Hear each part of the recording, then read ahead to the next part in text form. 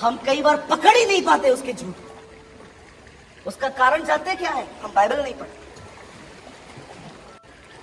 हम टीवी से चिपके हुए रहते हैं, हम फोन से चिपके हुए रहते हैं, हम मॉल में घूमने के लिए पूरे होते हैं, लेकिन बाइबल पढ़ते समय हमें नींद आ जाती है।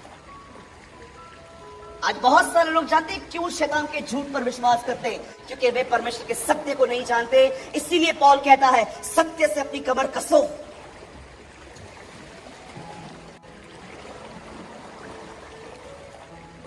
आज मैं आपसे पूछना चाहता हूं, क्या आपके साथ भी तो ये नहीं हो रहा?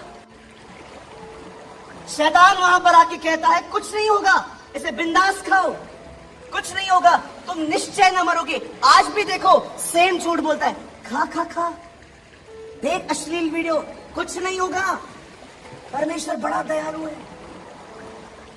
आज भी सेम बात बोलता है।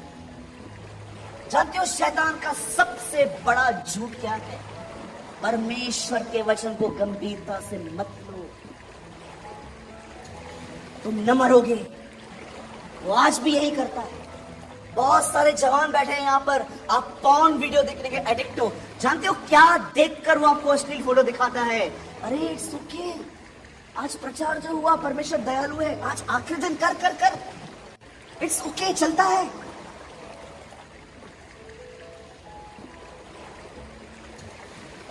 बेसिक बात थी ना, पूरी अदन की वाटिका उनकी थी, पर फिर भी उसने उनका ध्यान वहां लगाया जो चीज उनकी नहीं थी।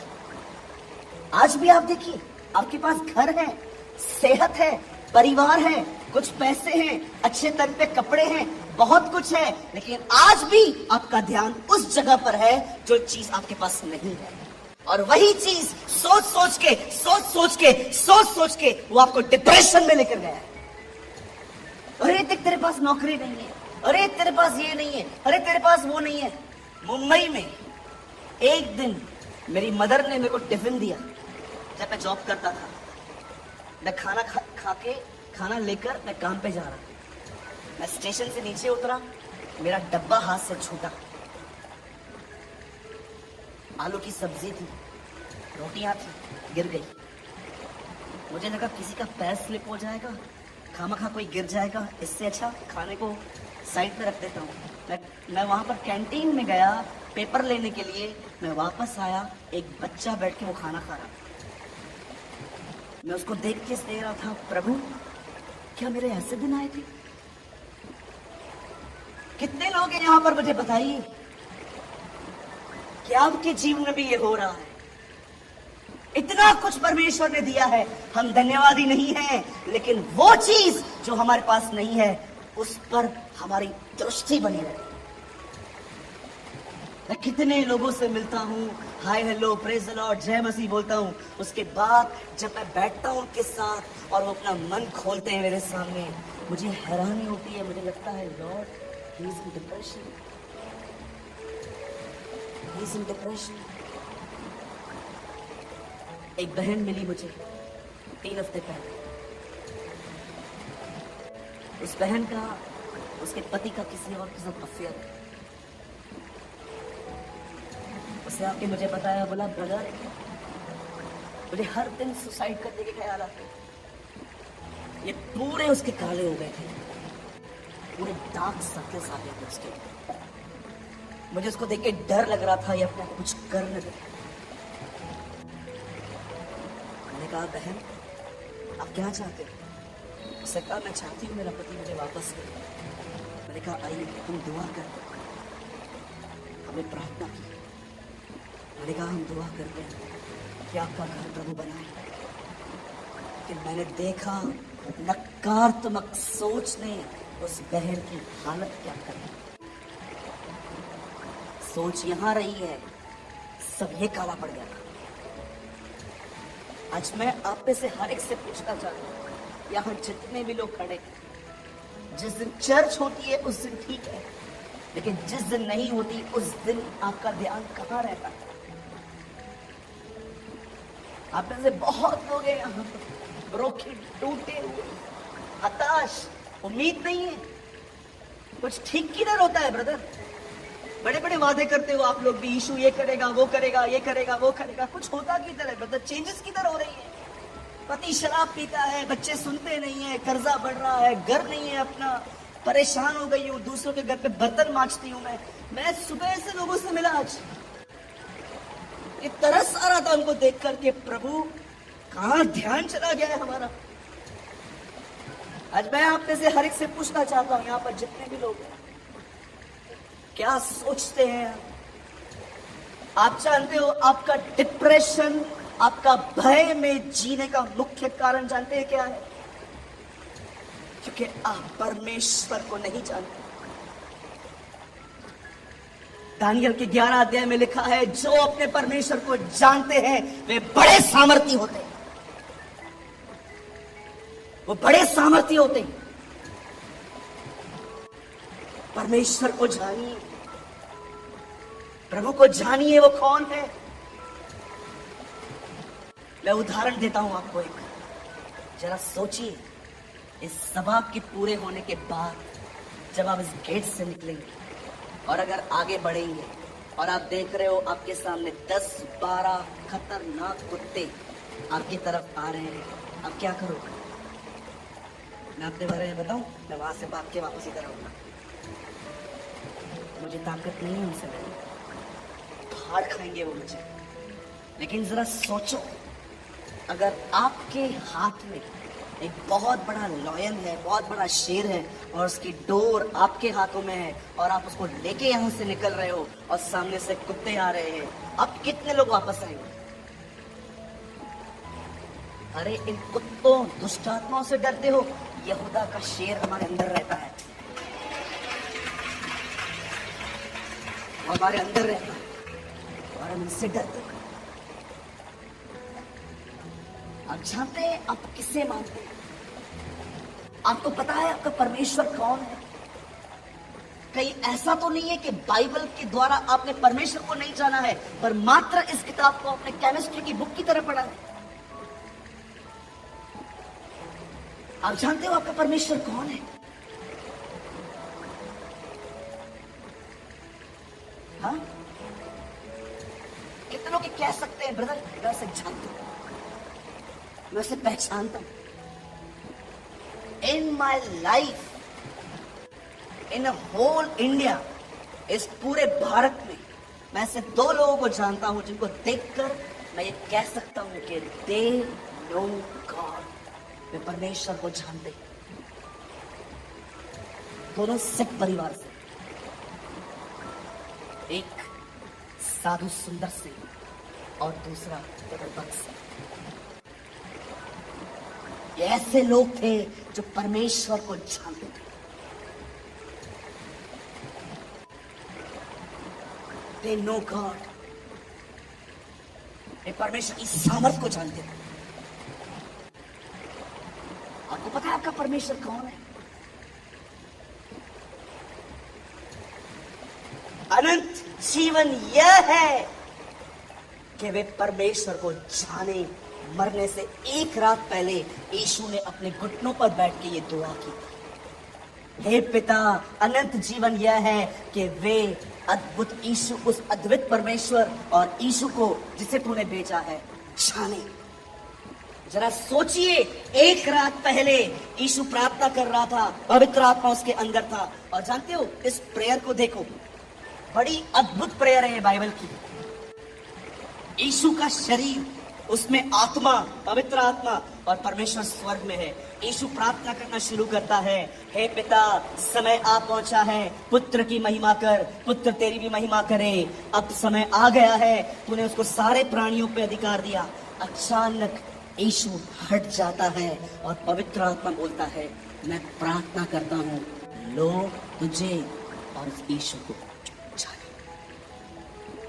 मरने से एक रात पहले यीशु ने दुआ की कि लोग परमेश्वर को जाने, कि वचन कहता है जो उसे जानते हैं वे बड़े सामर्थी होंगे। कहां सामर्थी होंगे? अपने भीतरी जीवन में। इसीलिए पौल कहता है, मैं तुम्हारे लिए प्रार्थना करता हूं कि तुम उसकी आत्मा की सामर्थ्य से अपने भीतरी मनुष्य में बलवंत होते जाओ। वो ये नहीं कहता डरपोकों की तरह प्रभु मैं प्रार्थना करता हूं इनके जीवन में कोई तकलीफ ना भेज। आप पौलुस की प्रार्थना सुनिए, आप उसकी प्रार्थना को पढ़िए। वो एक बार ये नहीं कहता परमेश्वर मैं प्रार्थना करता हूं इन लोगों के लिए उनके जीवन में कोई समस्या ना आए, लेकिन वो कहता है मैं प्रार्थना करता हूं तेरी आत्मा की सामर्थ्य से ये अपने भीतरी इंसान में बलवंत होते जाए। वो अपने लोगों के लिए ये प्रार्थना करता था।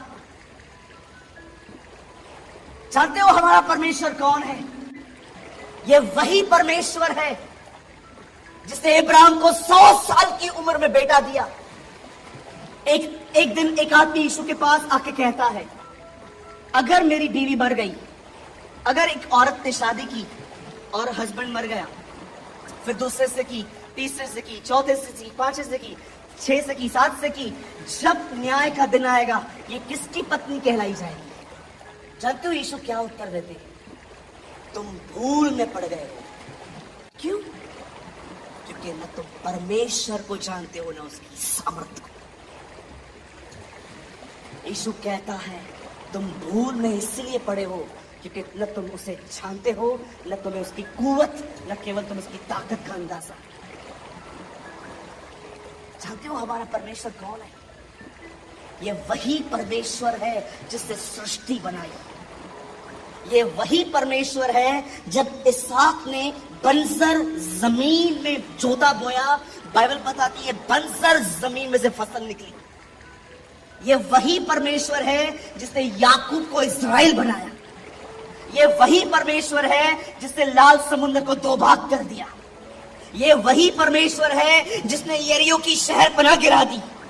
ये वही परमेश्वर है जिसने दानियल की मांग में आकर शेरों के मुंह बंद कर दिए। ये वही परमेश्वर है जो आग से बाहर रहकर भी शद्रक मेशक को बचा सकता था, पर उनके आग में उतर के उसको बचाया उसने। और याद रखिएगा ये वही परमेश्वर है जिसने हमारे प्रभु यीशु मसीह को मुर्दों में से जिंदा किया। अब मुझे बताइए जब परमेश्वर ऐसा है तो उसकी संतान कैसे होनी चाहिए? डरपोक, डिप्रेशन में, कमजोर, कच्चे मन वाली। कितने लोग हैं मुझे बताइए आप दाऊद की तरह अपनी सिचुएशन से बात करते हैं? टेल मी, क्या आपने ये देखा? वो तूफान से बात करता था, तूफान उसकी सुनते थे। मुर्दों से बात करता था, मुर्दे उसकी सुनते थे। तूफानों से बात करता था, तूफान उसकी सुनते थे। पेड़ों से बात करता था, पेड़ उसकी सुनते थे। आप उसके व्यक्ति हैं, आप उसके जन हैं, आप उसकी संतान हैं। मैं आपको कहना चाहता हूं अपनी चिंता को मेडिटेट करना बंद कर दो, अपनी सिचुएशन से बात करो। वो उसकी सुनती थी, वो हमारी भी सुनेगी। कितने लोगों ने वचन पढ़ा बाइबल के अंदर जब यीशु ने कहा पहाड़ के सामने उपवास और प्रार्थना रख के जाओ और पहाड़ से ये कहो कृपया मेरे जीवन से हटिए। पढ़ाया आपने? मैंने नहीं पढ़ा। कोई हाँ भी बोल रहा है शायद से। नहीं बाइबल खरीद के लाए हो क्या? हाँ? कितने लोगों ने ये वचन पढ़ा है कि पहाड़ के सामने जाओ, उपवास और प्रार्थना रखे और पहाड़ के सामने झुककर कहो सर प्लीज जाइए और परेशान मत कीजिए? उसने ये नहीं कहा। चाहते उसने क्या कहा? और तुम पहाड़ से कहोगे समुद्र में जा पड़। चाहते उसके बाद क्या लिखा है? वो तुम्हारी मान लेगी,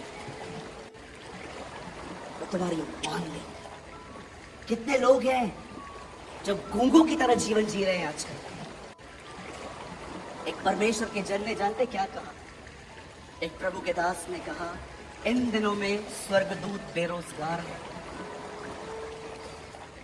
उनके पास कोई काम नहीं है। जानते हो क्यों? कलीसिया गूंगी है, कलीसिया सहती रहती है, मेंटली टॉर्चर होती रहती है, डरती रहती है, चुप करके सहती रहती है। स्वर्गदूत साइड में खड़े रहते हैं, कुछ नहीं करते क्योंकि आप ही कुछ नहीं बोलते। आई डोंट नो आप में से कितने लोग इन्हें जानते हैं। His name was Kenneth Hagin, a founder of Rhema Bible College. एक दिन वो सोए थे, उन्होंने एक दर्शन देखा, ड्रीम देखा। उस ड्रीम में जानते उन्होंने क्या देखा? सामने यीशु खड़े हैं, अंकल यहाँ खड़े थे, बीच में कुछ दुष्ट आत्माएं थी और यीशु कुछ बोल रहे थे, लेकिन कोई आवाज इन तक नहीं पहुंच रही थी क्योंकि दुष्ट आत्माएं बड़ा शोर कर रही थी। अचानक अंकल हैगिन ने यीशु को कहा, प्रभु इन्हें भगाइए। जानते यीशु क्या कर रहा था? फिर से अंकल ने कहा, प्रभु इसे भगाइए। और यीशु आखिर लास्ट में इन्होंने खुद कहा, you demon I cast you, leave in Jesus name. Yeshu के नाम से यहां से जा। दुष्ट आत्मा भाग गई। और जानते अंकल हैगिन ने क्या कहा? अंकल हैगिन ने यीशु को कहा, आपने क्यों नहीं भगाया? और अंकल हैगिन ने कहा, जब तक तू कुछ न कहे मैं भी नहीं कर सकता।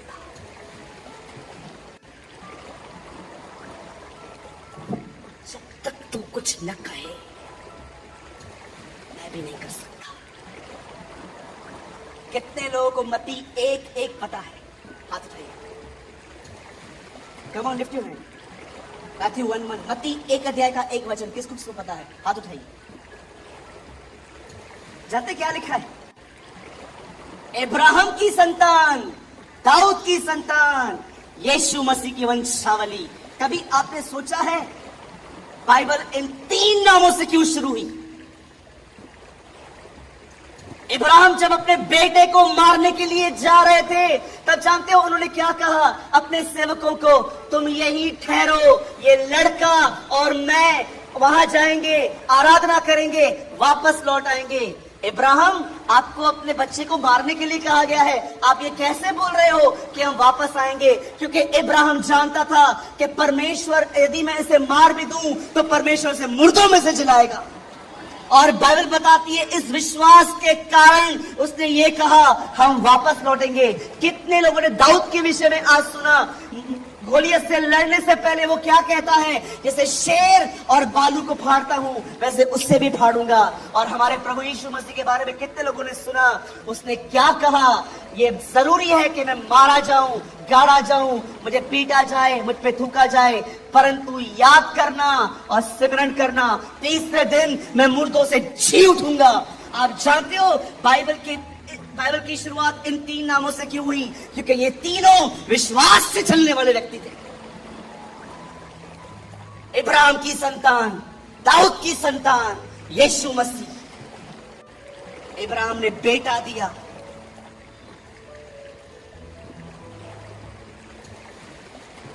आप इसे कितने लोग ये बात जानते हैं? इब्राहिम ने बलिदान किया, दाऊद के बेटे ने मंदिर बनाया। जब एक व्यक्ति बलिदान करता है तब मंदिर बनता है और मंदिर का नाम होता है यीशु मसीह।